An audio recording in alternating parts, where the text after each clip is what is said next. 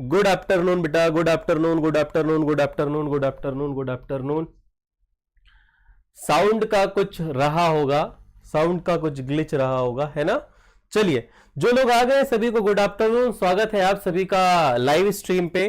ठीक है, आज के इस वीडियो में हम बात करने वाले हैं जो हमारे 2 और 3 नंबर के इंपॉर्टेंट क्वेश्चन आपको देखने को मिल सकते हैं इस बार की परीक्षा में, उनके बारे में। साथ ही कुछ न्यूमेरिकल क्वेश्चन भी हम ऐड करेंगे। यदि अभी नहीं हुए तो इसके बाद में एक और लाइव स्ट्रीम शेड्यूल है जिसपे हम प्रॉपरली बस जो दिमाग में क्लिक कर रहे हैं, मेरे बार बार हिट कर रहे हैं कि नहीं सर ये आ सकते हैं, ये आ सकते हैं, इन पर बात होगी। ठीक है, लाइव स्ट्रीम थोड़ा सा आगे बढ़ा लीजिएगा, लाइव स्ट्रीम थोड़ा आगे।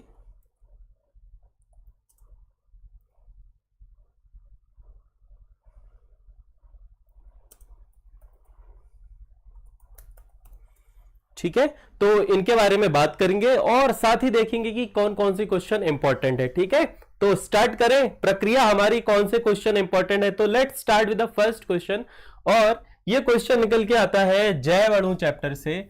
जैव अणु के अंतर्गत इंपॉर्टेंट प्रश्न है। नॉर्मली जो आपके बायो वाले स्टूडेंट हैं वो तो कर पाएंगे, मैथ्स वालों को थोड़ा पढ़ना पड़ेगा, रटना पड़ेगा, तो रट लेंगे, कोई बात नहीं। सबसे पहला अंतर जो है कि डीएनए की जो संरचना है, ये जो पहला प्रश्न है, सॉरी पहला अंतर जो है वो संरचना से है।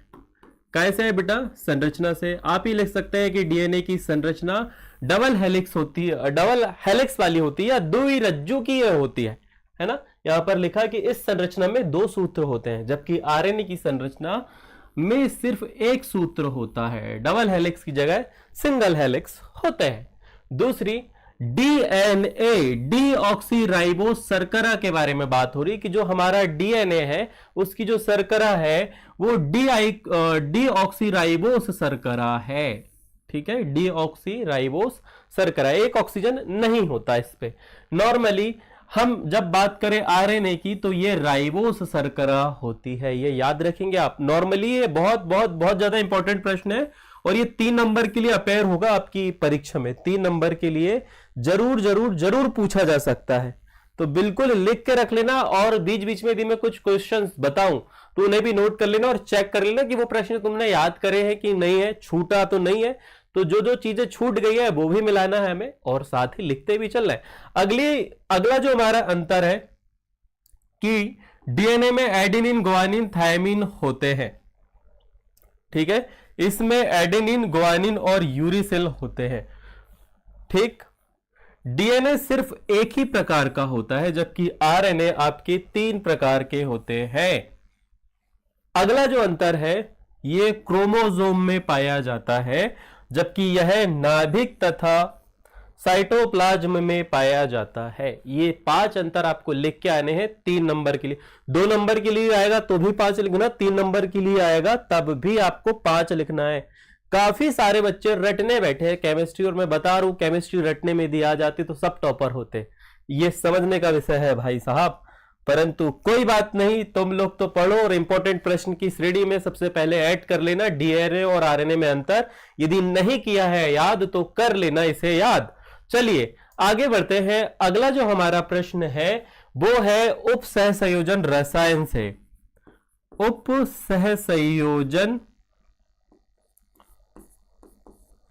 सहसंयोजन रसायन से आपका, या यौगिक आप कह सकते हो, उप सहसंयोजन यौगिक से। देखो बेटा, इस चैप्टर से आईयूपीएससी नाम के अंतर्गत ऑब्जेक्टिव बनेंगे ही बनेंगे। ये तो सॉरी, ये तो प्रश्न ही बनेगा, ऑब्जेक्टिव नहीं, ये तो प्रश्न ही बनेगा। इसके अलावा जो कुछ पारिभाषिक शब्द आपको लिखवाए गए थे, केंद्रीय धातु, संकुल, होमोलैप्टिक संकुल, लिगेंड्स, ये सब, इनके बारे में आपसे ऑब्जेक्टिव पूछा जा सकता है कि उभयदंती आपके लिगेंड्स क्या होते हैं, द्विदंतुर लिगेंड क्या होते हैं, कीलेट प्रभाव क्या होते हैं, सजदंतुर लिगेंड क्या होते हैं, ईएन कैसा लिगेंड है। तो there is lots of type question आपके वहां से बन सकते हैं ऑब्जेक्टिव के लिए। ठीक है, और ये नाम वाले तो पक्का आपको याद रखना है। ऑक्सीकरण संख्या से रिलेटेड भी पूछा जा सकता है, आकृति से रिलेटेड भी पूछा जा सकता है। तो आप ध्यान से देखेंगे, यदि 6 लिगेंड है तो अष्टफल की और 4 लिगेंड है तो चतुष्फल की। बाकी फिर लिगेंड के ऊपर ध्यान से देख लेना आपकी sp3 संकरण है या dsp2 संकरण है, ये किस पर निर्भर करता है, ये लिगेंडो पर निर्भर करता है। जैसे कि यदि Cl है तो sp3 संकरण होगा, और CO या फिर साइनाइडो जैसे आपके लिगेंड है तो dsp2 संकरण होगा। ये कौन बताता है हमें, ये हमें CFT बताता है। चलिए गुड आफ्टरनून, जरा देखो तो कितने लोग हैं, कितने लोग जुड़ चुके हैं, जरा मुझे बताओगे कौन कौन है सर, मजा आ रहा है। तो यहां पर ये देखो आपका ये लिखा हुआ है, सबसे पहले इसका नाम आपको बताना है, इसका नाम है पोटेशियम हेक्सासाइनाइडोफेरेट, और यहां पर चूंकि 3 आपके पोटेशियम लगे हुए हैं, इससे इसकी ऑक्सीकरण संख्या निकल कर आ गई 3। आगे जब हम बात करेंगे, यहाँ केंद्रीय धातु कोबाल्ट है, यहां पर आपके उपसह संयोजन सत्ता पर प्लस आवेश था, इसे बैलेंस करने के लिए बाहर Cl लगा हुआ है, तो केंद्रीय धातु का नाम चेंज नहीं होगा, तो सीधा का सीधा कोबाल्ट रहेगा। बाकी कितने एमीन लगे हुए हैं, 6 लगे हुए हैं, तो हेक्सा एमीन कोबाल्ट 3 क्लोराइड, बहुत ही आसान आया था। इसके बाद में आपको इसका सूत्र लिखना है, यहां पर लिखा है tris EN di amine chromium chloride, ठीक है।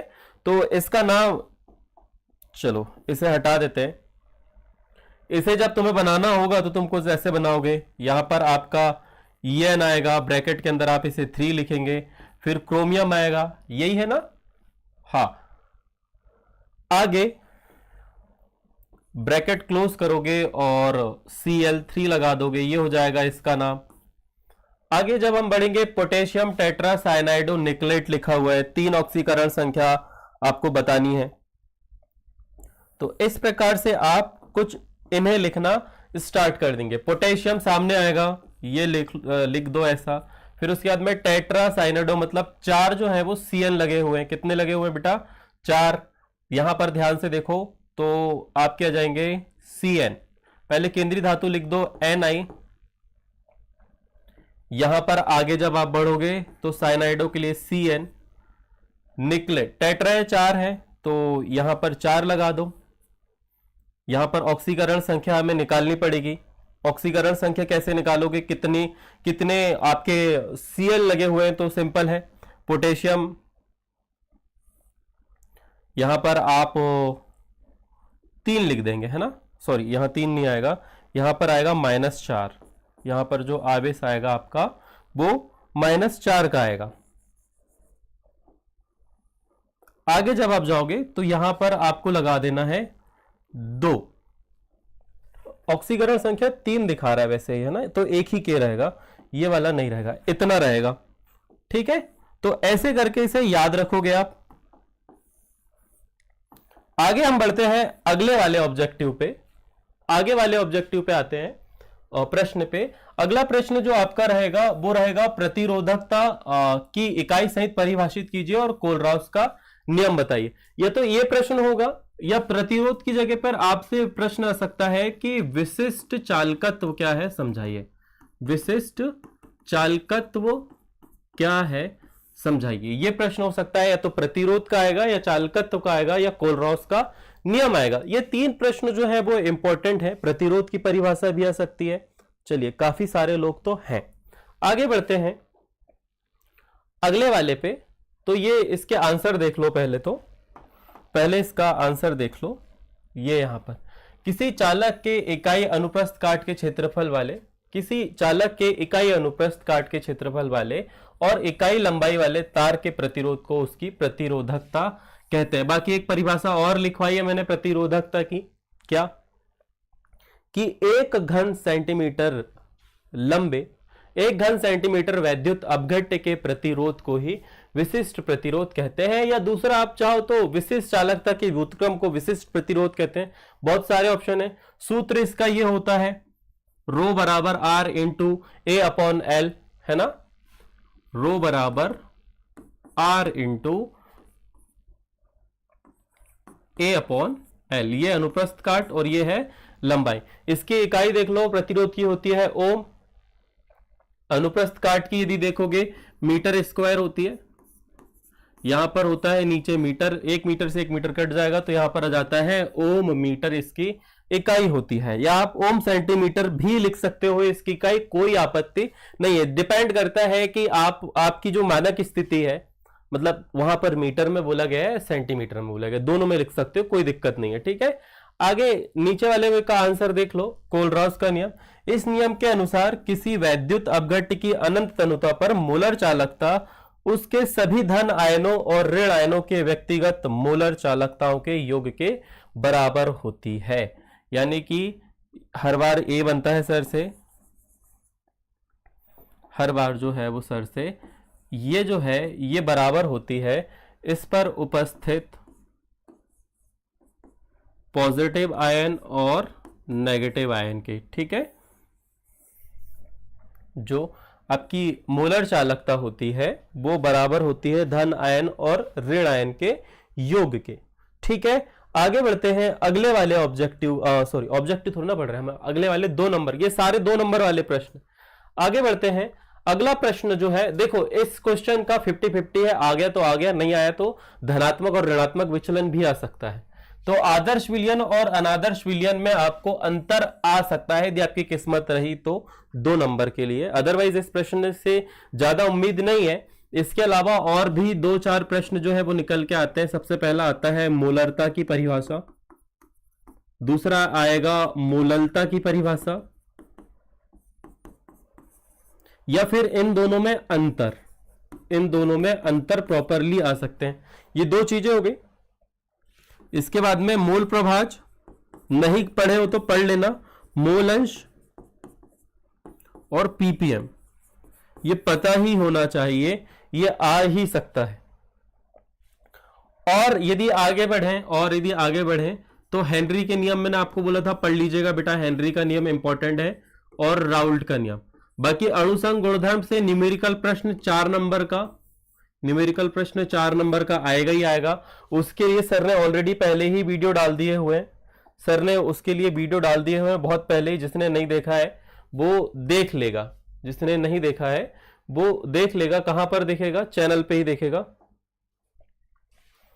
ये देखो व्यू चैनल पे जब आप जाओगे तो यहां कहीं आपको दिख जाएगा प्लेलिस्ट पे, पहली जिस प्लेलिस्ट पे आप देख रहे हो इस वीडियो को, इसी प्लेलिस्ट पे आपको ये केमिस्ट्री एग्जाम स्पेशल सीरीज जो चल रही है, इसका जो पहला वाला वीडियो है, देखो कहां दिख रहा है तुम्हें, ये दिख रहा है लास्ट वाला वीडियो दिख रहा है, दिस वन, ये विलियन चैप्टर। ये देखो इस पे इंपॉर्टेंट न्यूमेरिकल की बात हुई है, इसे देख लेना। जिसने नहीं देखा है, सब कुछ सर ने उसमें बता दिया कि कौन इंपॉर्टेंट है और कौन इंपॉर्टेंट नहीं है। चलिए वापस आते हैं अपने मुद्दे पर, मुद्दे की बात पर। मुद्दे की बात यह है कि राउल्ट का नियम क्या होता है। तो राउल्ट का नियम जो है, आदर्श विलयन जो है वो राउल्ट के नियम का पालन करता है, जबकि अनादर्श विलयन जो है वो राउल्ट के नियम का पालन नहीं करता। अब नियम क्या कहता है? नियम ये कहता है कि यदि कोई अवयव पीए है तो इसका वाष्प दाब जो है वो समानुपाती होगा इसके शुद्ध विलायक के क्वथनांक और इसके मूल अंश के गुणज के। ये एक अवयव है, शुद्ध अवयव का जो किसी अवयव का वाष्प दाब बराबर होता है शुद्ध विलायक गुणित उसके मोल अंश के। या आप ये कह सकते हैं कि टोटल पीएस जो है वो बराबर होगा पीए प्लस पीबी के। पूर्ण वाष्प दाब जो है वो बराबर होगा अवयव 1 तथा अवयव 2 द्वारा लगाए हुए आंशिक दाब के। ये है राउल्ट का नियम। यदि ये पालन हो रहा है तो वो विलयन आदर्श विलयन है, अदरवाइज ऐसा नहीं हो रहा है, पालन नहीं कर रहा है, तो हम उसे कहते हैं अनादर्श विलयन। वाष्प दाब में दोनों का योगदान बराबर से होना चाहिए, मतलब उनके मोल अंश के बराबर होगा। यदि किसी के मोल ज्यादा है, चलिए बढ़िया है बेटा, किसी के मोल ज्यादा है तो वह ज्यादा वाष्प दाब लगाएगा, किसी के मोल अंश कम है तो उसका वाष्प दाब कम होगा। यदि ऐसा है तो आदर्श विलयन। यदि ऐसा नहीं है, दोनों अलग अलग भाग रहे, पता चला शुद्ध अवस्था में वाष्प दाब कुछ और था, जब आपने मिलाया तो वाष्पन की क्रिया तेज हो गई या मध्य हो गई, सपोज करो तेज हो गई, तो इसे कहते हैं हम धनात्मक विचलन। और जब आपने मिलाया वाष्पन की क्रिया कम हो गई तो इसे कहते हैं ऋणात्मक विचलन। तो वो आते हैं अनादर्श विलयन के अंतर्गत। ऐसे विलयनों के उदाहरण जरूर याद करके चले जाइएगा, ऑब्जेक्टिव के हिसाब से बहुत इंपॉर्टेंट है। जैसे कि एसीटोन और क्लोरोफॉर्म का ऋणात्मक विचलन है, और एथिल अल्कोहल और एसीटोन का जो मिश्रण है वो धनात्मक विचलन का उदाहरण है। ठीक है, धनात्मक विचलन, धनात्मक विलयन जो है, धनात्मक विचलन प्रदर्शित करने वाले जो विलयन होते हैं वो न्यून क्वथांकी होते हैं, ऋणात्मक विचलन करने वाले जो विलयन होते हैं वो उच्च क्वथांकी होते हैं। तो ये जो छोटे छोटी डेफिनेशन है ये बिल्कुल पढ़ के जाना, ये आ सकता है, ये पूछी जाने वाली चीजें। बाकी यहां पर देखो दूसरा नियम है, विलयन का आयतन अवयवों के आयतनों के योग के बराबर होता है। मान लीजिए एक अवयव 50 ml है, सॉरी 60 है, दूसरा 40 है, तो जो आपका विलयन बनेगा उसका आयतन भी 100 ml होगा। परंतु आपने मिलाया और जो अवयव है उसका आयतन 100 की जगह 110 हो गया, या हो सकता है कम हो गया, 90 हो गया। यदि ऐसा कुछ हो रहा है तो हम उसे अनादर्श विलयन की कैटेगरी में रखते हैं।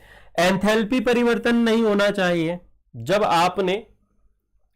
आपने उन्हें मिलाया तो ना तो जो ऊष्मा है दैट इज डेल्टा एच ये शून्य रहनी चाहिए, ठीक है, साथ ही हाँ ये जो है डेल्टा एच जो है वो शून्य होती है, और इसके लिए लिखा जाता है कि डेल्टा वी जो है वह शून्य होता है। ये दोनों नियम याद रखिएगा, ऐसे भी लिखा आ सकता है। यदि ये दोनों कैटेगरी ऐसी है तो वो आदर्श विलयन है, और ये ऐसी नहीं है। वॉल्यूम जो आपने मिलाया, जैसी दो अवयवों को आपने मिलाया आयतन में परिवर्तन हो गया तो अनादर्श विलयन। जैसे ही आपने मिलाया ऊष्मा ये तो निकल गई है, अवशोषित हो गई, अनादर्श विलयन। आश्वन द्वारा द्रव्यों को पृथक करना संभव है। जब आपने इन्हें मिलाया तो आप जब अलग करना चाहो तो आप बार गर्म करके इन्हें अलग कर सकते हो, परंतु इन्हें आश्वन द्वारा शुद्ध अवयव आश्वन द्वारा केवल एक द्रव्य को शुद्ध अवस्था में प्राप्त होता है। यहां पर हम आश्वन द्वारा बहुत रेयर ही प्राप्त कर सकते हैं, ऐसा दूसरा वाला पॉइंट कह रहा है इसका। चलो अब आगे बढ़ते हैं अगले वाले ऑब्जेक्टिव की तरफ।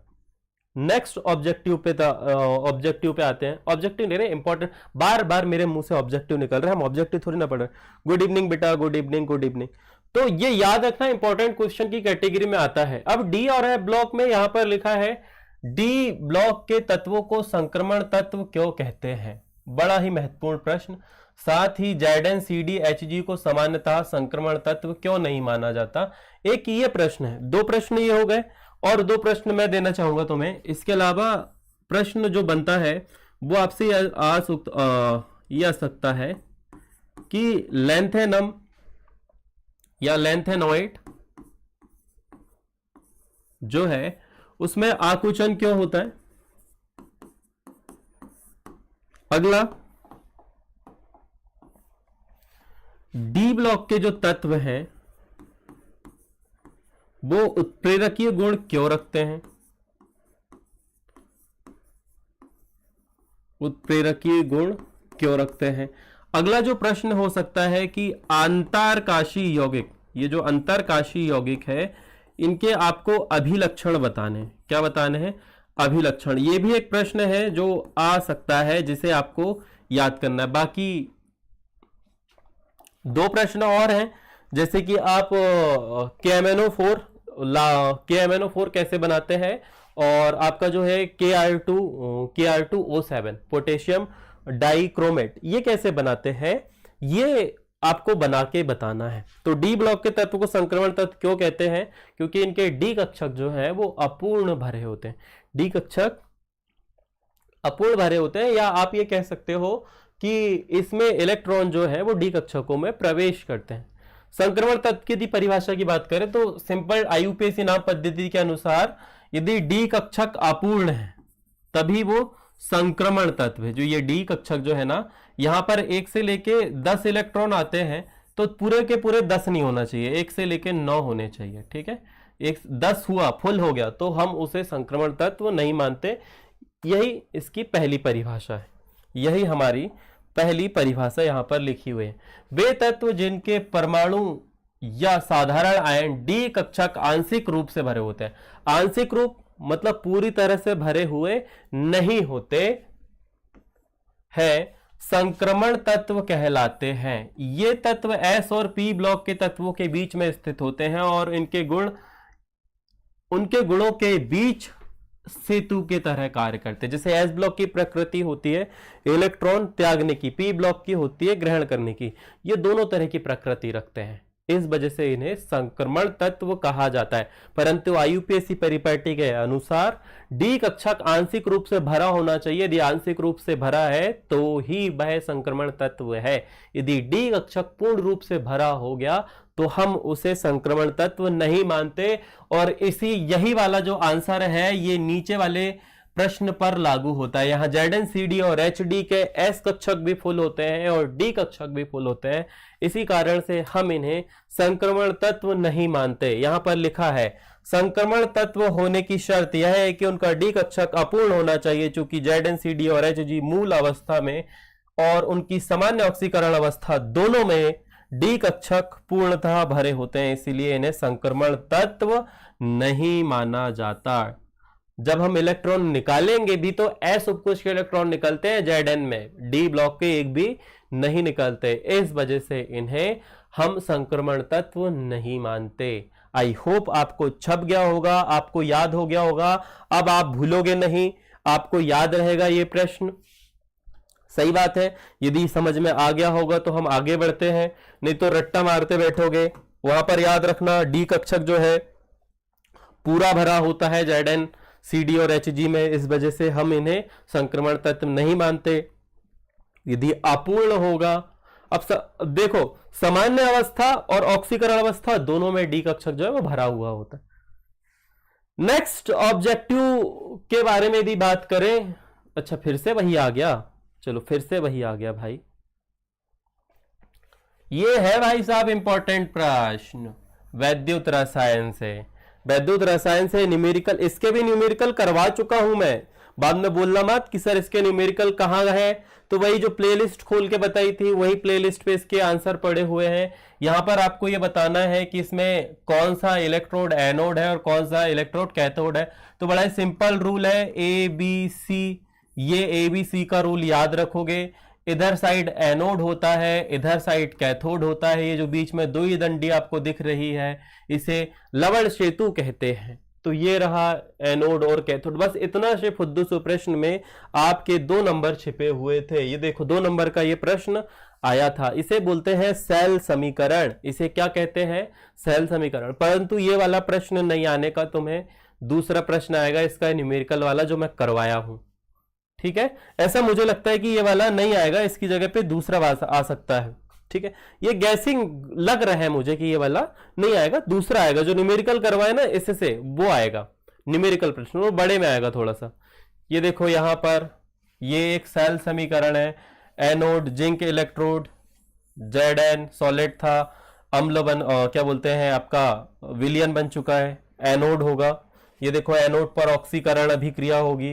कैथोड की बात करें तो सिल्वर जो है वो पहले विलियन में था, इलेक्ट्रॉन रिसीव करा तो सॉलिड बन गया, तो ये कैथोड होगा। यहाँ ऑक्सीकरण अभिक्रिया हुई, यहाँ अपचयन अभिक्रिया हुई। बहुत सिंपल था ये, 2 नंबर में तुम्हें आया था और आ भी सकता है, कौन भरोसा यार, कुछ भी थोड़ी, कुछ हम ब्रह्मज्ञानी थोड़ी ना है, हो सकता है यही है जाए। चलो अगला जो प्रश्न है ये है लैंथेनॉइड और एक्टिनाइड में अंतर।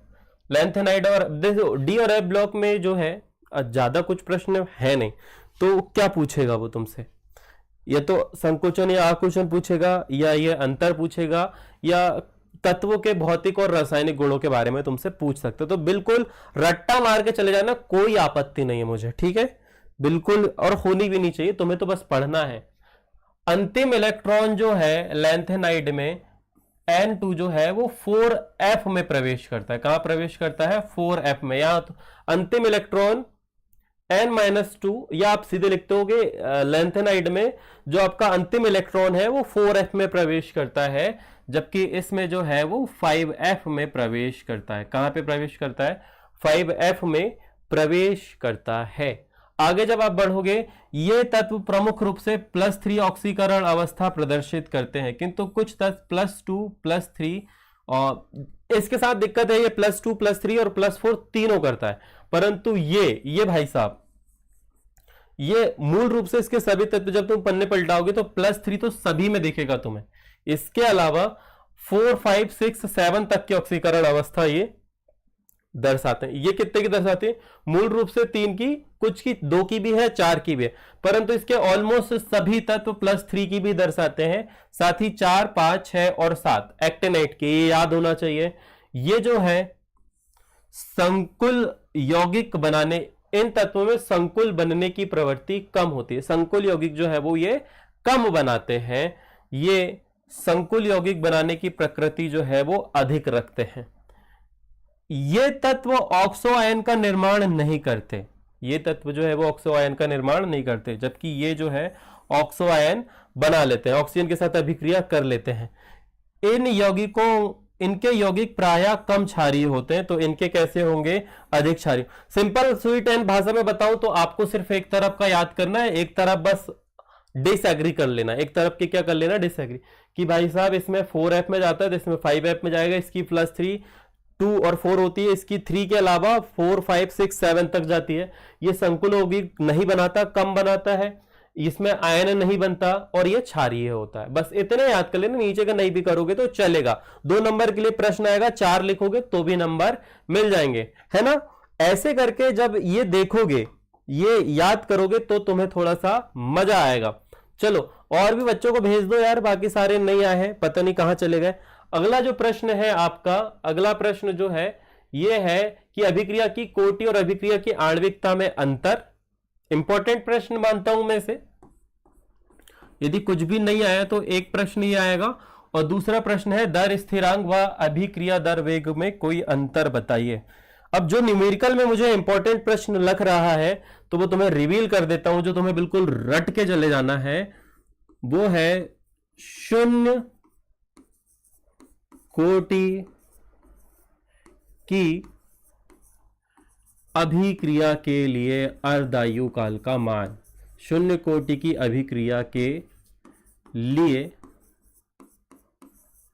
अर्ध आयु काल का मान, और सेम प्रथम कोटि की अभिक्रिया के लिए अर्ध आयु काल का मान। अब कहां मिलेगी तो ये भी बता देता हूं भाई साहब, बाद में ढूंढते रहोगे, पता चला इसकी प्लेलिस्ट बनी है कि नहीं बनी है, तो देख लेते हैं इसकी प्लेलिस्ट हमारे पास में है कि नहीं। वैसे तो शायद मैंने बना दिया है रासायनिक बलगतिकी की प्लेलिस्ट, तो उसमें देख लेना, तुम्हें मिल जाएगी। ये यूट्यूब चैनल खोलोगे, प्लेलिस्ट वाले सेक्शन पे जाओगे, ये देखो रासायनिक बलगतिकी के 7 लेक्चर डले हो, क्योंकि हमारे पास अब समय नहीं है, तुम्हें ही करना है जो भी करना है, और खुला नहीं है भाई। ऐड आ गई देखो, कोई बात नहीं, होता है ऐसे। ये इस पे नहीं जाना है तुम्हें, यहां पर देखो, ये अभिक्रिया की आणविकता तापर समाकलित वेग समीकरण पे जाना और अभिक्रिया की कोटि पे चले जाना। ये 2 लेक्चर में कहीं ना कहीं तुम्हें मिल जाएगा आपका समाधान। अभिक्रिया का, अच्छा ये अभिक्रिया का औसत वेग और ताक्षणिक वेग वाला भी क्वेश्चन इंपॉर्टेंट है। यहां पर देख के पता चल रहा है कि कुछ प्रश्न और भी इंपॉर्टेंट है। अभिक्रिया का औसत वेग और ताक्षणिक वेग, अंतर और परिभाषा दोनों इंपॉर्टेंट है। अभिक्रिया के वेग को प्रभावित करने वाले कारक पढ़ के चले जाना, ये भी इंपॉर्टेंट है। अभिक्रिया की कोटि और अभिक्रिया की आणविकता में अंतर, ये पता, और समाकलित वेग समीकरण ये देख लेना। वैसे तो मैंने पढ़ा दिया है अर्ध आयु काल का मान, लास्ट क्लास में पढ़ाया है, नहीं पढ़ाया होगा तो बता देना, शाम के लेक्चर में हम फिर से कवर कर लेंगे इसे, ठीक है। तो ये जरा पढ़ के जाना भाई साहब, बाद में बोलना नहीं कि सर ये नहीं बना हमसे, बिल्कुल नहीं सुना जाएगा ये आपसे। इसे छोटा कर लेते भाई, छोटा हो जा। चलो आ गए ना हम वापस, इसे कट कर देते हैं। अब वापस ऑन द ट्रैक। नेक्स्ट कहां चला गया भाई ये?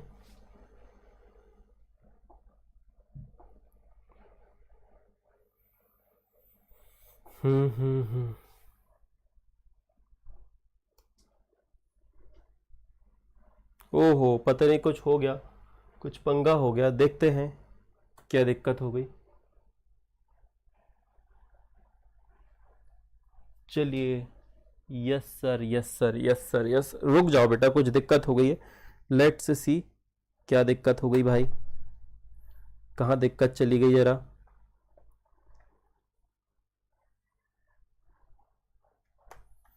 वापस से जाएंगे, अब भी आते हैं अपन, कोई दिक्कत नहीं, कभी कभी हो जाता है, रीडायरेक्ट कर लेते हैं इसे।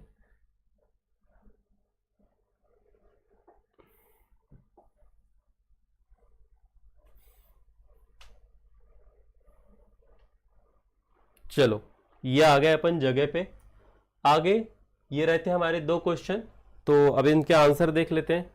ये देखो, अभिक्रिया की कोटि और अभिक्रिया की आणविकता में अंतर आपका पहला प्रश्न होगा। दूसरा प्रश्न जो था, अच्छा ये ऐसा था भाई,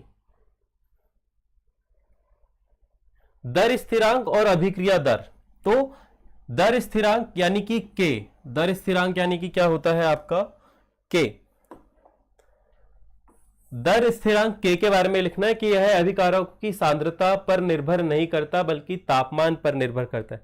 अभिक्रिया का जो वेग स्थिरांक है जिसे आप के से दर्शाते हैं, नॉर्मली आप ऐसे लिखते हैं, देखो अभिक्रिया का जो वेग है यह समानुपाती होता है सांद्रता के।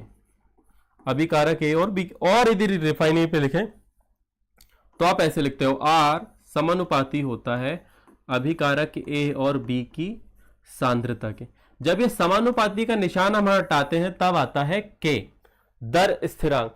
तो यह अभिकारकों की सांद्रता पर निर्भर नहीं करता बल्कि तापमान पर निर्भर करता है, जबकि यह अभिक्रिया की दर है समय के साथ साथ अभिकारकों की सांद्रता पर निर्भर करती है। जैसे जैसे समय बीतता है अभिकारकों की सांद्रता में कमी होते रहती है और उत्पाद की सांद्रता में वृद्धि होते रहती है। आगे जब आप बढ़ोगे, यह अभिक्रिया के वेग को तब दर्शाता है जब प्रत्येक अभिकारक की सांद्रता इकाई 1 मोल प्रति लीटर होती है। यह समय के साथ सांद्रता में हुए परिवर्तन को सीधे नापता है।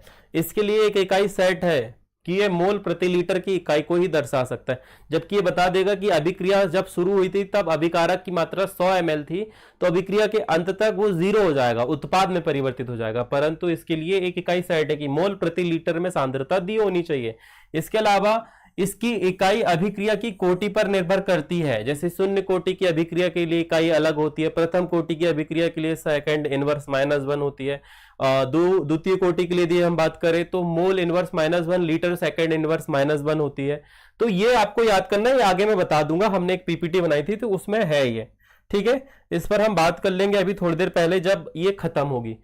इसकी इकाई हमेशा मोल, ये द्वितीय कोटि की अभिक्रिया के अंतर्गत, सॉरी प्रथम कोटि की अभिक्रिया, ये तो अलग ही है, mole litre inverse 1 second inverse -1 होती है। किसकी इकाई है ये है आपके अभिक्रिया की दर की। मोल जो है वो समय के साथ साथ परिवर्तित होते रहते हैं, ठीक है। अभी अपन इकाई भी समझ लेंगे, इकाई से भी इंपॉर्टेंट प्रश्न आएगा। वेग स्थिरांक की इकाई बताइए जब प्रथम कोटि की अभिक्रिया हो, जब शून्य कोटि की अभिक्रिया हो, जब द्वितीय कोटि की अभिक्रिया हो। तो ये ऑब्जेक्टिव में आएगा आप लोगों को, ये वाला प्रश्न जो है वो ऑब्जेक्टिव में आएगा। अब अगला अंतर जो है वो है अभिक्रिया की आणविकता और अभिक्रिया की कोटि। जो वहां पर प्रश्न था उसी के बारे में 2 नंबर के लिए आएगा। तो यहां पर लिखेंगे अभिक्रिया की आणविकता किसी अभिक्रिया में भाग लेने वाले अणु, परमाणु और आयनों की संख्या को अणु संख्यता कहते हैं या अभिक्रिया की आणविकता कहते हैं। यहां पर आप लिखेंगे अभिक्रिय अणु, परमाणु, आयनों की वह संख्या जिन पर अभिक्रिया का वेग निर्भर करता है अभिक्रिया की कोटि कहलाती है। या आप ये कह सकते हैं अभिकारकों के चरघातांकों का योग, अभिकारकों की सांद्रताओं के चरघातांकों का योग अभिक्रिया की कोटि कहलाता है। आप सभी ने देखा होगा कि एक अभिकारक है उसकी घात है x, दूसरा अभिकारक है उसकी घात है y, ये x और y का योग ही कहलाता है अभिक्रिया की कोटि। ये याद रख के जाओगे भैया, ये इंपॉर्टेंट है। जबकि यहां पर जो आपके कण भाग लेंगे, जैसे कि यहां पर NH3 के 2 अणु हैं, इधर पे और दूसरा कोई आपने H2O लेके रखा है उसका 1 अणु है, तो यहां पर जो 1 और 3 है इनका जो योग है वो कहलाता है अभिक्रिया की कोटि। अभिक्रिया में भाग लेने वाले अणुओं की संख्या, यह अभिक्रिया में भाग लेने वाले अणुओं की संख्या के बराबर होती है, मतलब जितने अणु भाग लेंगे उसके बराबर होगी। यह अभिक्रिया में भाग लेने वाले अणुओं की संख्या के सदैव बराबर नहीं होती, कम ज्यादा हो सकती है। यह हमेशा पूर्ण राशि होती है, कभी शून्य राशि नहीं होती है। याद रखना, यह ऑब्जेक्टिव में आता है कि कौन ऐसी चीज है जो अभिक्रिया में शून्य नहीं हो सकती, तो वो लिख देना अभिक्रिया की आणविकता। सांद्रता, हाँ भाई, शून्यात्मक हो सकती है, भिन्नात्मक हो सकती है और ऋणात्मक भी हो सकती है, परंतु ये कोटि जो है, आणविकता जो है वो शून्य नहीं हो सकती, वो 1 हो सकती है, वो ऋण नहीं होगी, वो भिन्नात्मक नहीं होगी। सर नेटवर्क इशू है क्या? नहीं बेटा, कोई नेटवर्क इशू नहीं है, सब कुछ ठीक चल रहा है। ठीक है, आपके तरफ कोई नेटवर्क इश्यू हो सकता है, बाकी लोग बताओ जरा कोई दिक्कत है क्या। यह अभिक्रिया के वेग पद में प्रयुक्त होने वाले अभिकारकों के अणुओं का बोध कराती है। वही बात दोबारा रिपीट करी गई है। यहां पर आप ये लिख सकते हैं कि यह एक सैद्धांतिक मान है। यहां पर क्या लिख सकते हो कि अभिक्रिया की आणविकता एक सैद्धांतिक मान है, जबकि यह एक प्रायोगिक मान है जो अभिकारकों की सांद्रता पर निर्भर करती है। ठीक है, ये इस वाले के पॉइंट की जगह पे लिख देना कि यह अभी सैद्धांतिक मान है और एक प्रायोगिक मान है। चलो जी आगे बढ़ते हैं। अगला प्रश्न जो है, पता नहीं ये ऊपर क्यों चला गया, ओह मैं नीचे नहीं ला सकता, चलो इसे मिटा देते हैं। अगला प्रश्न है आपके, 1 मोल एल्यूमिनियम 3+ आयन को एल्यूमिनियम में अपचयित करने के लिए कितने आवेश की आवश्यकता होगी। तो यहां पर आप सीधे सीधे निकाल लोगे, 3 × 9650, जो भी आंसर आएगा वो यहां पर लिख देना है ना। डन, आगे बढ़ते हैं। मेरे हिसाब से ऐसा ही हुआ होगा, देख लेते हैं, लेट्स सी। ये देखो 3 इलेक्ट्रॉन यहां पर निकला, 1 कूलम 3 × F, जो मात्रा आप मैंने बहुत सीधा सीधा बताया और सीधे सीधे इसका आंसर आ भी गया होगा। तो ऐसे ही ठीक रहेगा सब कुछ। ठीक है, नहीं बेटा सब कुछ ठीक है, कोई दिक्कत नहीं है, कोई परेशानी नहीं है, सब बढ़िया चल रहा है, सब चंगा सी। चलिए नेक्स्ट प्रश्न पे आते हैं हम। नेक्स्ट प्रश्न है जैव अणु से। नेक्स्ट प्रश्न जो है वो है जैव अणु से वेरी वेरी वेरी आईएमपी प्रश्न। आईएमपी प्रश्न की श्रेणी में भी आप इसे रख सकते हैं। यह भी एक आईएमपी अंतर है जो आ सकता है। क्या है, रेशेदार प्रोटीन और गोलिकादार प्रोटीन में अंतर बताइए। इंपॉर्टेंट प्रश्न है, लिख लीजिएगा कहीं, बाद में बोलिएगा मत सर की बताया नहीं था। मैंने ऑफलाइन वाले बच्चों को सब बता दिया है, सब कॉपी में लिखवा दिया था, जो रेगुलर आए थे उनकी कॉपी में अंत में लिखवाया है इंपॉर्टेंट प्रश्न। तो तुम भी देख लो, रेशेदार प्रोटीन के अणु लंबे धागे के समान होते हैं, जबकि गोलिकादार प्रोटीन के जो अणु है वो शाखित एवं गोलाकार होते हैं। कुछ स्थानों पर ये अणु परस्पर हाइड्रोजन आबंधों के द्वारा जुड़े होते हैं। इनकी इकाइयों में केवल आंतरिक हाइड्रोजन आबंध होते हैं। यह जल में अविलय होते हैं, जबकि यह जल, अम्ल, क्षार, लवणों सभी में विलय होते हैं। इसका उदाहरण है कैरेटीन, जैसे कि आपके बाल वगैरह, और इसका उदाहरण है एंजाइम। एंजाइम भी एक तरह का क्या है, प्रोटीन हो जाता है। ऑब्जेक्टिव में कि एंजाइम होते हैं, तो एक तरह के प्रोटीन होते हैं एंजाइम भी, याद रखना। और जैव अणु से काफी सारे ऑब्जेक्टिव आएंगे जिन्हें हम और भी आगे कवर करेंगे। ठीक है, सभी को समझ में आ रहा है 2 नंबर के प्रश्न कैसे पूछे जाएंगे। तो यही है, ये प्रश्न तो 4 नंबर पे भी आ सकता है, कोई गारंटी नहीं। 3 नंबर में भी आ सकता है, 2 में भी आ सकता है और 4 में भी आ सकता है। आगे बढ़ते हैं अगले प्रश्न की तरफ। अगले प्रश्न में है, संक्रमण तत्वों की 3D तथा 4D के प्रथम एवं अंतिम तत्वों के प्रतीक और नाम लिखे। आईएमपी प्रश्न है, आ सकता है, क्योंकि आपने देखा होगा डी और एफ ब्लॉक में ज्यादा कुछ है नहीं, तो यही पूछेगा कि पहला तत्व और आखिरी तत्व बताइए। तो 3D यानी प्रथम संक्रमण श्रेणी, जो कि स्टार्ट होती है स्कैडियम से और आई होप सो अंत होता है इसका जेडन से, है ना। अगली वाली जो है ये देखो,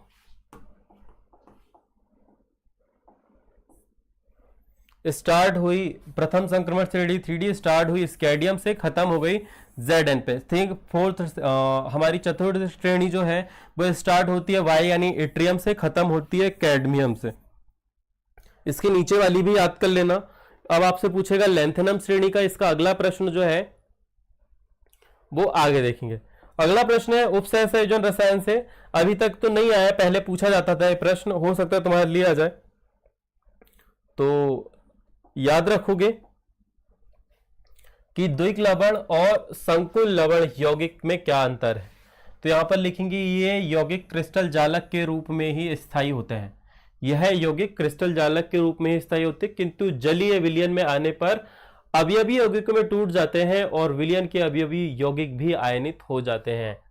द्विक लवण की यदि बात करें तो ये क्रिस्टली जालक रूप में स्थायी, जस्ट लाइक नमक जो है वो नॉर्मली स्थायी होता है, परंतु जब हम उसे जल में मिलाते हैं तो वो आयनों में टूट जाता है। तो द्विक लवण की यह खास बात है। आगे संकुल लवण की यदि बात करें, ये ठोस एवं विलयन दोनों अवस्थाओं में स्वतंत्र अस्तित्व बनाए रखते हैं। इन यौगिकों का विलयन में आंशिक वियोजन हो सकता, पूर्ण रूप से वियोजित नहीं होंगे, आंशिक रूप से वियोजित होंगे। ये पूर्ण रूप से वियोजित हो जाएंगे और आयनित भी हो जाएंगे, Na अलग Cl अलग। ये इधर पे भाई साहब उप सहसंयोजन रसायन की बात करो, ये पूर्ण रूप से आयनित और वियोजित नहीं होते। अगला है द्विक लवण के विलयन में उपस्थित आयनों का गुणात्मक परीक्षण किया जा सकता है। यस, कि एक पॉजिटिव होगा एक नेगेटिव होगा, और आप ये भी बता सकते हो कितने मोल हो सकते हैं। संकुल लवण में विलयन में उपस्थित उसके अवयवी का गुणात्मक परीक्षण नहीं किया जाता। बहुत सिंपल बेसिक रूल है, एक तरफ का याद करो एक तरफ का नकार दो। आगे द्विक लवण के भीतर भौतिक एवं रासायनिक गुण अपने अवयवी यौगिकों के समान होते हैं।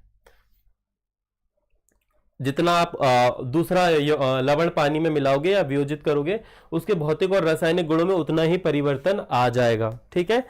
आगे द्विक लवण में केंद्रीय धातु आयन तथा अन्य आयन लिगेंड के मध्य आयनिक आबंध होता है। यहां पर आप लिख सकते हो द्विक लवण में केंद्रीय धातु आयन तथा अन्य आयनों लिगेंड मध्य आयनिक आबंध होता है। कौन सा आबंध होता है? आयनिक आबंध होता है। जैसे कि आप NaCl के बीच यदि देखोगे तो NaCl के उदाहरण पकड़ के चलो, इसमें तो आयनिक आबंध होता है। यहां पर एक उदाहरण आपके सामने लिखा है KCl.MgCl2.6H2O। यहां पर आपका पूरा का पूरा एक उप सहसंयोजन रसायन लिखा हुआ है ना, K4FeCN6। K4FeCN6 द्विक लवणों में ये एक तरफ का याद करो, एक तरफ का अपोजिट लिखना है तुम्हें।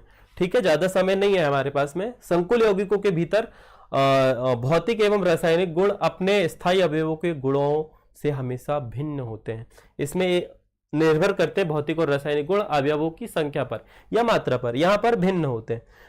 इसके बाद में संकुल लवणों के केंद्रीय धातु आयन तथा अन्य आयन लिगेंडों के मध्य उप सहसंयोजक आबंध होते हैं। यहां आयनिक आबंध है, यहां उप सहसंयोजी आबंध। सिंपल भाषा में यहां लवण की बात हो रही है, यहां उप सहसंयोजन यौगिक की बात हो रही है। दोनों का आपको अंतर लिखना है। ये जो है आपका चैप्टर नंबर 5 से है और इंपॉर्टेंट प्रश्न है जो कि आ सकता है। ठीक है। नेक्स्ट प्रश्न पे यदि बात करें, ऑब्जेक्टिव इसलिए क्योंकि ऑब्जेक्टिव की महामैराथन आई थी, जिसने नहीं देखा है वो देख लेगा। अगला आपका प्रश्न है आंतरिक संक्रमण तत्व की 4F तथा 5F श्रेणी के प्रथम एवं अंतिम तत्वों को लिखिए। ये तो तुम छोड़ के आओगे, तो भैया ये याद करके चले जाना। लैंथेनम और एक्टेनम श्रेणी पूरी याद करके चले जाना, शुरू के तत्व और आखिरी के तत्व। तो यहां पर पहले वाले का शॉर्टकट है लालू, पहले वाले का शॉर्टकट तो है लालू। ये है लैंथेनम, प्रतीक बोल रहे हैं ना, सिर्फ प्रतीक लिखना है। तो ये रहा प्रतीक। ये सीजियम से चालू हुआ है, नॉर्मली एनसीईआरटी में LA से चालू हुआ है ना, एनसीईआरटी में LA से चालू हुआ है, तो आप सीजियम से ही कर देना जैसा यहां पर लिखा है, अपवाद है एक तरह का। तो सीजियम सीलू क्या हो गया ये, इसे यदि शॉर्टकट में बनाना चाहो तो ये हो जाएगा सीलू। सीलू याद रखना है ना। यदि आपसे पूछ ले धोखे से कि आंतरिक संक्रमण 4F के तत्व बताइए तो यहां पर लिख लेना सीलू। C का मतलब होगा सीरियम, LU का मतलब होगा लुटेटियम। Silu, cerium, lutetium. आगे का है, अब यार यहां पर सिर्फ R होता तो ठीक होता, हम थार बना देते सीधे सीधे। क्या बना देते? थार। तो यहां पर हाँ थार ही बना लो, ये LR का एक ही जगह R लिख लेना ना। तो ये तुम्हारा थार। 5F के लिए याद रखोगे थार और 4F के लिए याद रखोगे Silu. 4F Silu, 5F Thar. TH start होगा तो दैट इज थोरियम, और LR के लिए आप लॉरेंसियम। लॉरेंसियम आपने जाना, कुख्यात है, कोई है ऐसा नाम जो आप जानते होंगे, तो यहां पर आप याद रखेंगे लॉरेंसियम और थोरियम। डन। आगे बढ़ते हैं। शॉर्टकट ट्रिक बता दी मैंने तुम्हें। शॉर्टकट ट्रिक सीलू, थार, सीरियम, लुटेटियम, थोरियम, लॉरेंसियम। ये लिख के देख लो ना, 2-3 बार प्रैक्टिस करोगे तो आ जाएगा। डन। आगे बढ़े। अगला प्रश्न जो है एल से शुरू नहीं होने तो लालू हो जाता वो।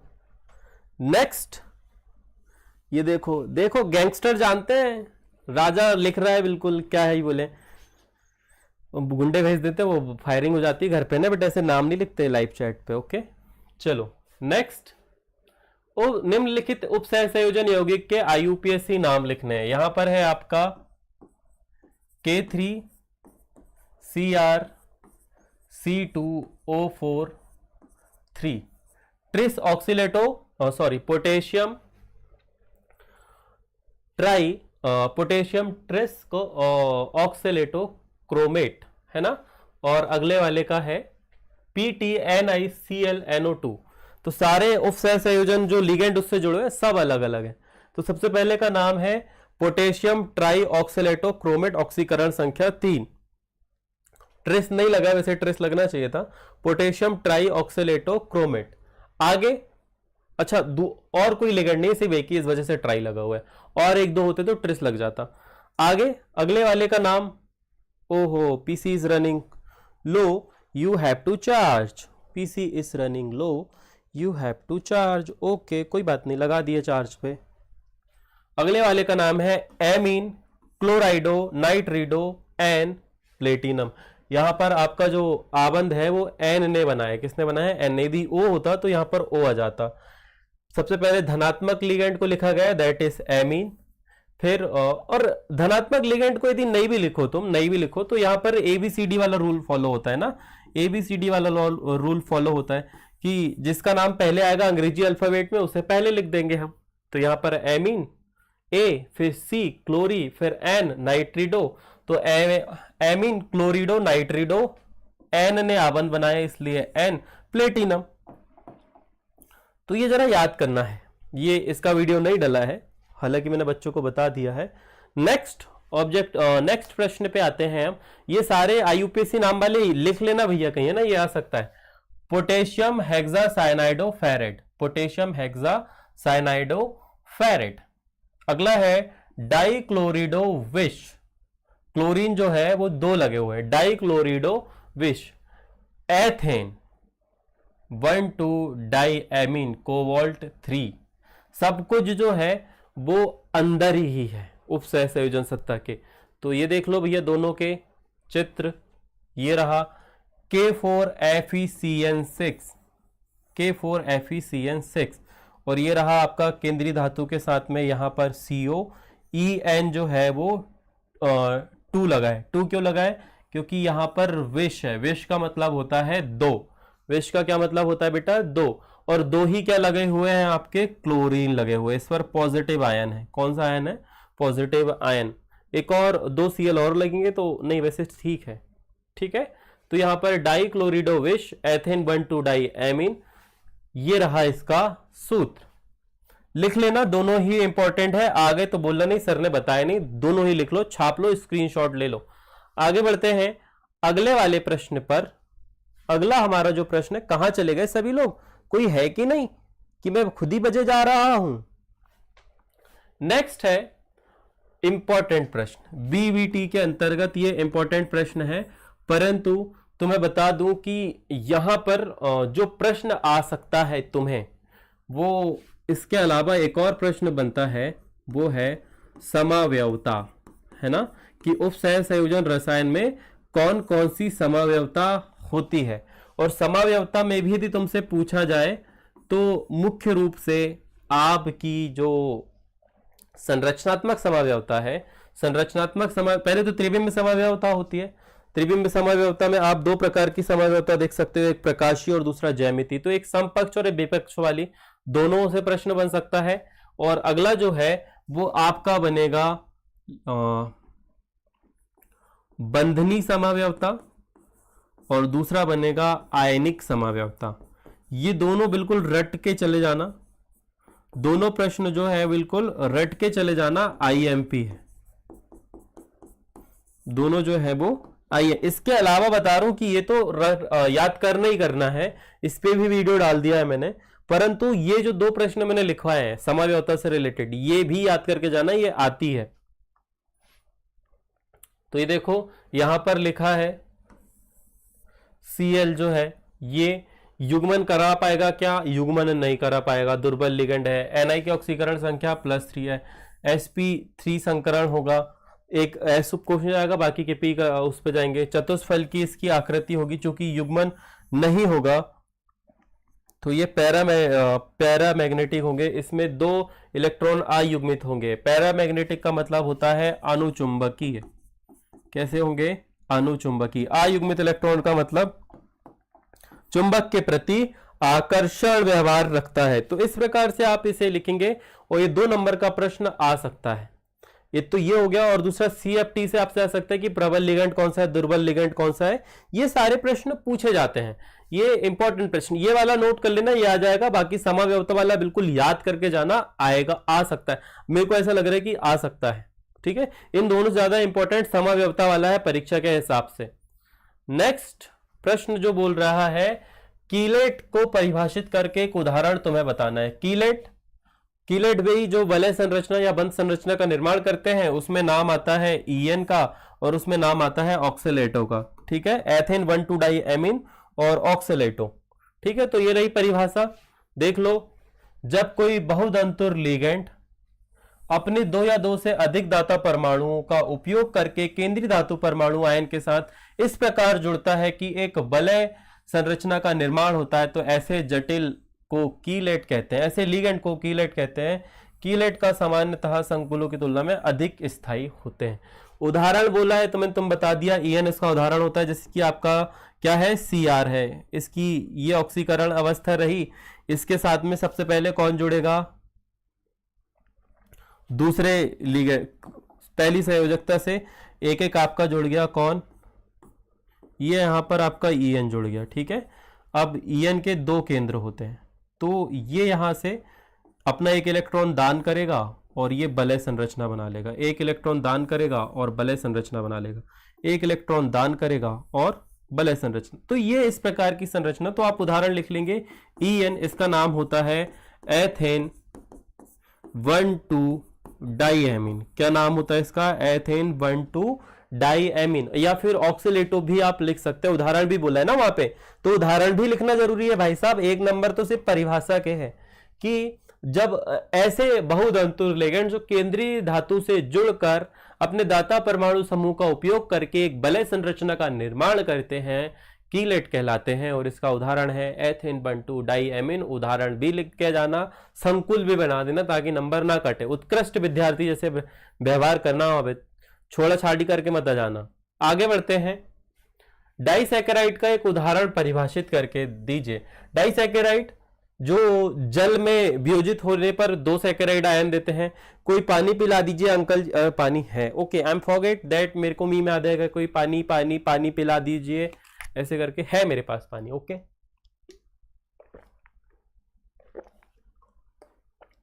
क्या हो गया भाई इसको?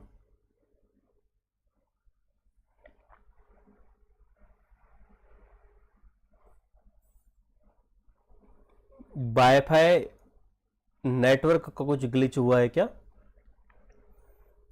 इससे कनेक्ट हो जा बेटा। हमारी लाइव स्ट्रीम अटक गई है, एक बार जरा चेक करके बताओगे क्या सब कुछ सही चल रहा है?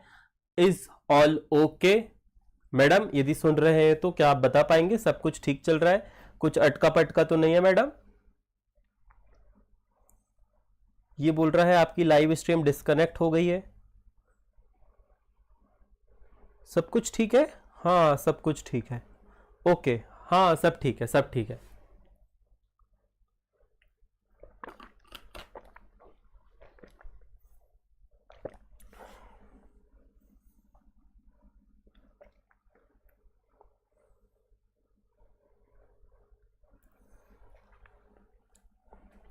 चलो जी, डाइसैकेराइड, सुक्रोज का आप उदाहरण लिख सकते हैं, लैक्टोज का आप उदाहरण लिख सकते हैं, माल्टोज का आप उदाहरण लिख सकते हैं। तो ये रहा प्रश्न। डाइसैकेराइड का आंसर है कि ऐसे कार्बोहाइड्रेट होते हैं जो जल में अपघटन के बाद में मोनोसैकेराइड के 2 इकाइयां या 2 अणु देते हैं, और ये मोनोसैकेराइड जो है वो ग्लाइकोसाइडी आवंध द्वारा जुड़ी होती हैं। तो ये आपको पढ़ लेना है ना, ये आपको पढ़ के जाना है। कार्बोहाइड्रेट के पूरे वर्गीकरण, प्रोटीन, इसके अलावा विटामिन के नाम और उनसे होने वाली बीमारियां पढ़ लेना भाई साहब, देख के चले जाना ऊपर ऊपर से। कौन सा प्रोटीन की संरचना कैसी होती है, उससे भी प्रश्न आ सकता है। पूरी एनसीईआरटी इंपॉर्टेंट है। अभी तो तुम्हें आगे पीएनएसटी के एग्जाम भी देने हैं, तो जितनी ज्यादा डिटेल में पढ़ोगे उतना अच्छा है ना। जितनी ज्यादा डिटेल में बात होगी उतना अच्छा है। अभी का पढ़ा बाद में काम आएगा, क्योंकि पीएनएसटी के एग्जाम जून में है। तो ऐसे कार्बोहाइड्रेट जो जल अपघटन में मोनोसेकेराइड की दो इकाइयां उत्पन्न करते हैं, डाइसेकेराइड कहलाते हैं। उदाहरण सुक्रोज, ये रहा सूत्र। ये देखो यहां पर आपने सूत्र लिखा है C12H22O11, इसको आपने जल में मिलाया तो ये बना लेगा C6H12O6 प्लस C6H12O6। एक होगा ग्लूकोज तो दूसरा होगा, कमेंट सेक्शन में लिख के बताओगे, तो दूसरा होगा फ्रक्टोज। ग्लूकोज और फ्रक्टोज, जा लगता है जा, है ना। आगे बढ़े, अगला नेक्स्ट। ये देखो आ गया ना प्रश्न, विटामिन B1C रासायनिक नाम एवं हीनता जनित रोगों के नाम लिखिए। आपको विटामिन B1 का और C का रासायनिक नाम लिखना है, साथ ही कौन सा रोग इससे होता है ये लिखना है। ये होते हैं प्रश्न, ऐसे प्रश्न तुम्हें देखने को मिलेंगे। ये प्रश्न आ सकते हैं, ये प्रश्न पूछे जाने वाले प्रश्न हैं। कल मुझे बोलोगे कि सर ये आ गया आपने बताया नहीं, ये आएंगे ही, ये आएंगे। ये विटामिन हो गया, विटामिन B1 का नाम है थायमिन, ठीक है। विटामिन B1 का नाम है थायमिन, इसकी कमी से होने वाला रोग जो है वो है बेरीबेरी। कितने सिंपल प्रश्न है, परंतु याद करके जाना पड़ेगा, तब सिंपल है, तब जाके पूरे नंबर मिलेंगे, नहीं तो नंबर कट जाएंगे। विटामिन C स्कॉर्बिक अम्ल, और इससे जो रोग होता है वो होता है स्कर्बी रोग। कौन सा रोग होता है बेटा, स्कर्बी रोग इसके कारण हो जाता है। ये लाइव चैट डिस्कनेक्ट दिखा रहा है, पता नहीं क्यों। All okay, is all okay.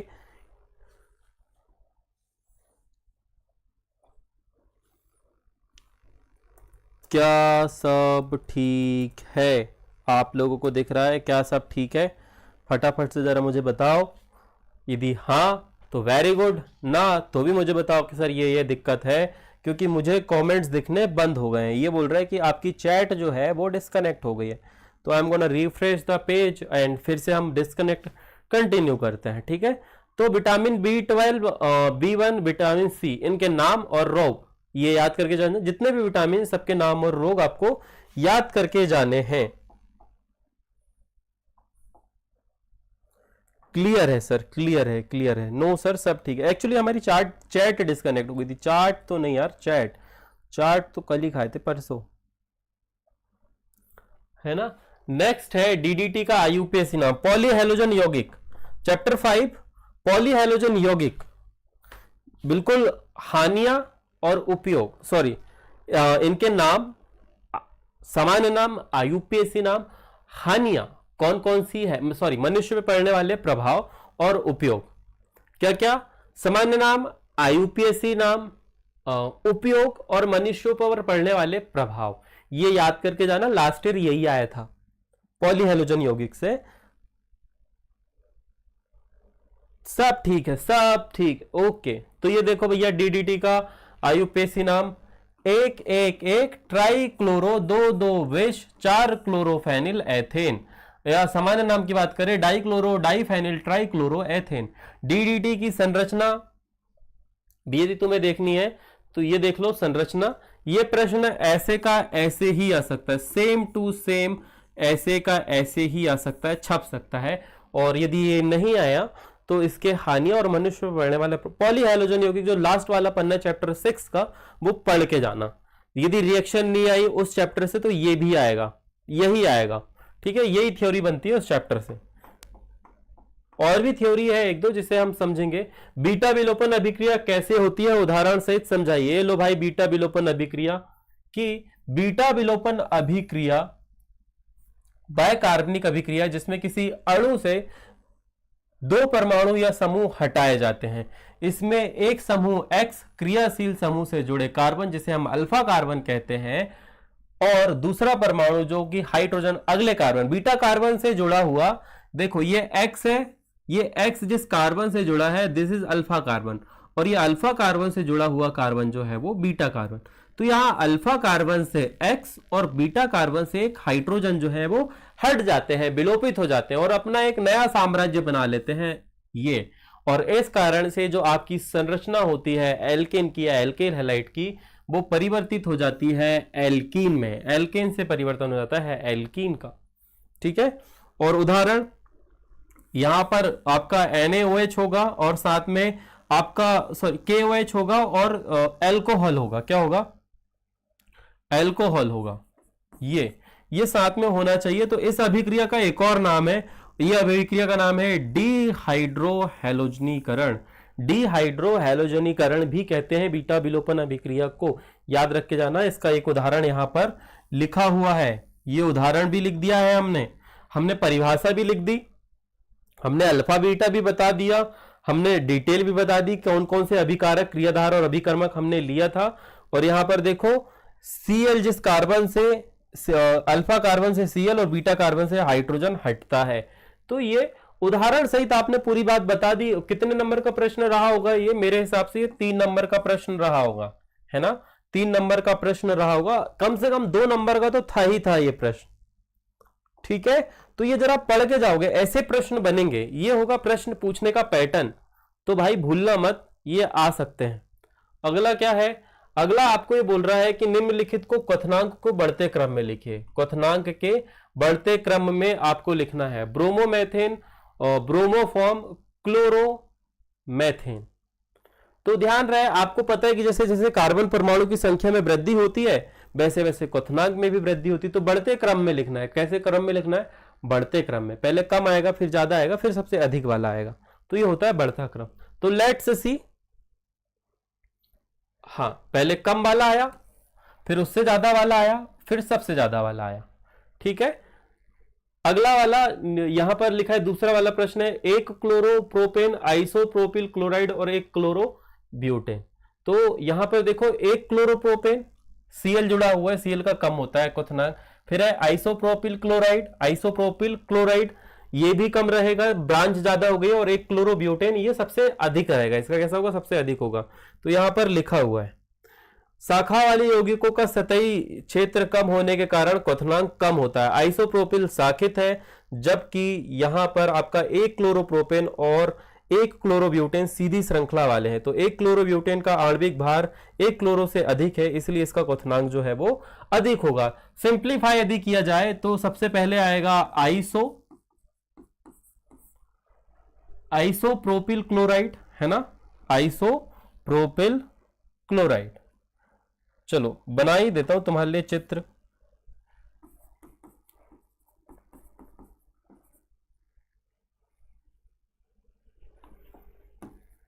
चित्र ही बना देता हूं।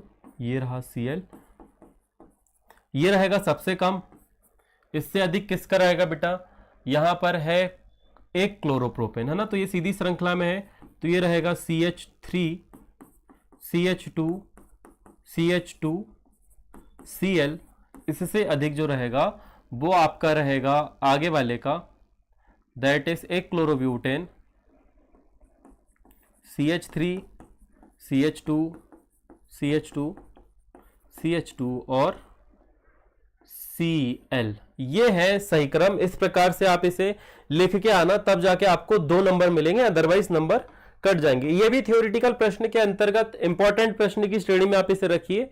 ये है भी आ सकता है, ये यहां पर लिखा हुआ है, पूरी डिटेल लिखी आ गई ही है, तो आप इसे छाप के आ सकते हैं ऐसे का ऐसा ही। रीजन लिखने की जरूरत नहीं है, बस सीधे सीधे लिख के जाना।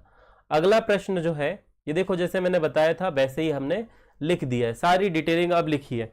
अगली रिएक्शन, अगला इंपॉर्टेंट प्रश्न जो है, जरा देखो तो कि क्या कहानी है इसके पीछे। चलो बढ़ते हैं आगे। हेलो एल्केन की केसीएन से अभिक्रिया करके मुख्य उत्पाद के रूप में एल्किल साइनाइड बनते हैं, जबकि एजीसीएन से अभिक्रिया करने पर आइसोसाइनाइड प्रमुख उत्पाद के रूप में प्राप्त होता है। समझाइए। अति महत्वपूर्ण प्रश्न, थ्योरेटिकल। मैंने बोला है कि यदि 5वें चैप्टर से रिएक्शन नहीं आई, 5वें चैप्टर से रिएक्शन नहीं आई या रिएक्शन आई भी तो ऑब्जेक्टिव फॉर्म पे आई, तो थ्योरेटिकल प्रश्न, सॉरी 6वें चैप्टर से, माय मिस्टेक माय बैड, तो यदि कुछ बनता है तो ये ऐसे ही थियोरिटिकल प्रश्न बनते हैं। तो इन्हें याद रखना कि KCN आयनिक होता है और K पॉजिटिव तथा Cn नेगेटिव आयन में वियोजित होकर Cn जो है वो एक उभयदंती नाभिक रागी है। Cn माइनस जो है वो एक उभयदंती नाभिक रागी है, जिसमें कार्बन और नाइट्रोजन दोनों पर इलेक्ट्रॉन युग्म होते हैं, लेकिन कार्बन बंध अधिक प्रबल होता है, इसीलिए यह कार्बन के मध्य आक्रमण करके एल्किल साइनाइड बनाता है, RX plus KCN dash RCN plus KX। लेकिन जब AgCN की बात करें तो AgCN में जो होता है वो सहसंयोजक आबंध होता है, आयनिक आबंध की तुलना में कमजोर।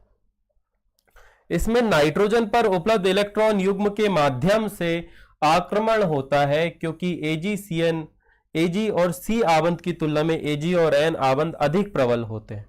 ठीक है, यहां पर आबंध कौन बना रहा है? AgCN की तुलना में AgN आबंध जो है वो अधिक प्रबल होते हैं, जिससे आइसोसाइनाइड बनता है। समीकरण रहा RX plus AgCN dash RNC plus AgX। दोनों ही याद करके जाओगे, इंपॉर्टेंट है भाई साहब, पूछा जा सकता है। यदि आप बोलोगे सर कितने प्रतिशत चांस है, तो मैं कहूंगा बेटा 100% चांस है इस प्रश्न की। यदि चैप्टर 6 से रिएक्शन नहीं आए तो थ्योरेटिकल प्रश्न या तो पॉलीहेलोजन पॉलीहेलो यौगिक से आएगा, या फिर ये वाला एक प्रश्न है जो आएगा, या फिर वो क्वथनांक वाला जो हमने करे थे वहां से प्रश्न बनेगा, या एक और प्रश्न बनता है विलोपन अभिक्रिया और प्रतिस्थापन अभिक्रिया समझाइए। क्या होती है विलोपन अभिक्रिया और प्रतिस्थापन अभिक्रिया? क्योंकि चैप्टर 6 से मैक्सिमम टाइम में देखा गया है कि थ्योरेटिकल प्रश्न बनते हैं। धारण और प्रतिलोमन, रेशमिक मिश्रण, ध्रुवण क्या है, ये सारे प्रश्न जो है वो उससे बनते हैं और मैं इन्हें समझा चुका हूं। डन, आगे बढ़ते हैं अगले पे। अगला प्रश्न जो है आपका वही है प्रतिस्थापन और विलोपन अभिक्रिया की परिभाषा और एक एक उदाहरण। प्रतिस्थापन अभिक्रिया वह अभिक्रिया जिसमें किसी अणु या यौगिक में एक परमाणु अथवा समूह दूसरे परमाणु या समूह द्वारा प्रतिस्थापित होता है, हम उसे प्रतिस्थापन अभिक्रिया कहते हैं। उदाहरण, जब हम मैथिल क्लोराइड की अभिक्रिया NaOH के साथ में करवाएंगे तो हमें मैथिल अल्कोहल और NaCl प्राप्त होगा। परंतु विलोपन अभिक्रिया की बात करें, वह अभिक्रिया जिसमें किसी अणु से छोटे अणु जैसे H2O और KX का निष्कासन हो जाता है, जिसके परिणाम स्वरूप हमें एक असंतृप्त यौगिक मिलता है, हम उसे विलोपन अभिक्रिया कहते हैं। यहां पर आपका अल्कोहल है, इसे सल्फ्यूरिक अम्ल के साथ में गर्म कर दो, है ना, या हाँ सल्फ्यूरिक अम्ल के साथ ये गर्म होगा। एल्किल हैलाइड यदि होता तो हम अल्कोहली विलयन और फिर NaOH लेते, तो उस स्थिति में ये जो है एक असंतृप्त हाइड्रोकार्बन का उदाहरण है, और ये आपका छोटा अणु जो कि है जल, ये निकल चुका है। ये आपको जरा याद रखना है, ये प्रतिस्थापन अभिक्रिया के प्रति ये सारी छोटी छोटी चीजें जो है वो IMP बना देती है इन्हें। ठीक है, जो नए बच्चे आ रहे हैं, जुड़ रहे हैं, चैनल को सब्सक्राइब कर लो, फॉलो कर लो। कल जैसे ही तुम्हारा पेपर सॉल्व खत्म होगा, जब भी तुम पेपर सॉल्यूशन करोगे, ये तुम्हें तुरंत ही सॉल्यूशन, मतलब आधे एक घंटे के अंदर पे सॉल्यूशन हम डाल देंगे। ठीक है, डन बात,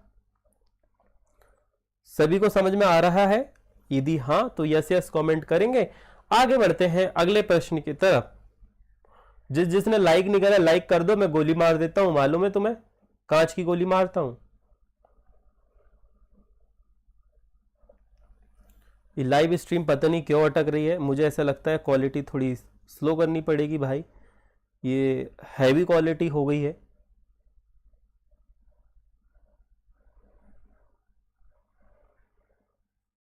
प्रीव्यू मोड की क्वालिटी हाई भी हो सकती है ना, नहीं वैसे ये कम पे तो चल रहा है। चलिए नेक्स्ट रिएक्शन पे आते हैं हम। ओहो, खत्म हो गई क्या रिएक्शन? हाँ, ये हमारी आखिरी रिएक्शन थी, है ना, ये हमारी आखिरी रिएक्शन थी। हमने काफी सारी चीजें कवर कर ली है, काफी सारी चीजें हमने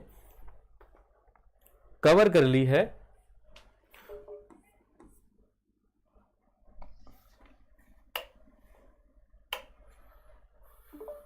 कुछ न्यूमेरिकल प्रश्न जो है और कुछ थ्योरेटिकल प्रश्न जो है जो रह गए हैं, उसकी बात अपन शाम को कर लेंगे आज के ही वीडियो में। आज एक और वीडियो आने वाली है जिस पर हम बात करेंगे मुख्य रूप से, तो शाम को एक और बार आप लोग जुड़ जाना ऐसे ही इंपॉर्टेंट प्रश्न 2 नंबर 3 नंबर और 4 नंबर के लिए। तो बस शाम को फिर से मुलाकात होगी तुम लोगों से एक और बार, तो ध्यान रखना अपना, मिलना फिर अगली वाली लाइव स्ट्रीम पे। तो क्या बोलते हो, जाएं अब परीक्षा की पढ़ाई करो, जब तक तैयारी करो, जो जो रह गए हैं, जो जो प्रश्न मैंने लिखवाए थे, जो जो रह गए हैं, वो सभी की तैयारी कर लेना। तुम लोग कर लोगे ना? कमेंट करके बताओ, हाँ सर कर लेंगे कर लेंगे कर लेंगे। यदि कर लोगे तो बहुत अच्छा है, नहीं करोगे तो और ज्यादा अच्छा है, तुम्हारी नंबर कटेंगे। मेरा काम है तुम्हें बताना कि ये जो चीजें हैं ये तुम्हें पढ़ना है, ये इंपॉर्टेंट है। पढ़ लोगे तो बहुत अच्छा है, नहीं पढ़ोगे तो दिक्कत है ना?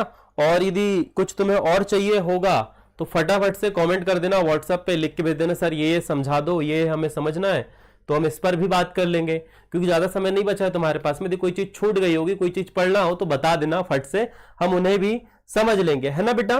तो जुड़े रहना सरल एकेडमी के साथ में, सब्सक्राइब कर लो चैनल। जल्दी मुलाकात होगी शाम को एक बार फिर से। राधे राधे।